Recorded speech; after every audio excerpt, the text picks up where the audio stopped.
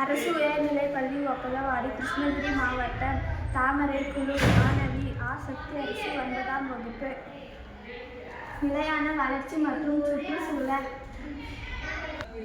எங்கள் ஊர் சுற்றுச்சூழல் அதிகமாக மாசடைகிறது.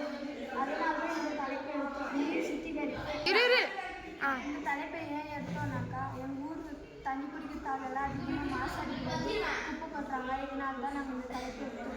பிரச்சனைகள் ஆழ்துளை கிணறு அசுத்தம் செய்வது. ஆழ்துளை கிணறு இடத்துல அதிகமாக குப்பை கொட்டுறாங்க, மாசடைகிறது. அதனால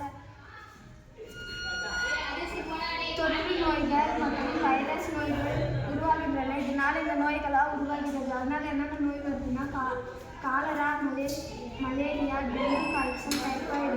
இதனால் இந்த காய்ச்சலெல்லாம் வருது. எல்லாரும் பாதிக்கப்படுறாங்க. காரணம் நடமாடும் குப்பை தொட்டிகள் இல்லை. ஊர் பொதுமக்கள் வீட்டில் இருக்கிறவங்க எல்லாருமே கீழே போடுறாங்க. அதனால சுற்றுச்சூழல் மாசடைகிறது.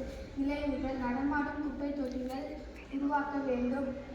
நடமாடும் குப்பை தொட்டிகள் இருந்தால் எல்லோரும் குப்பை தொட்டியில் போடுவாங்க. அது இல்லாதனால எல்லோரும் கீழே போடுறாங்க.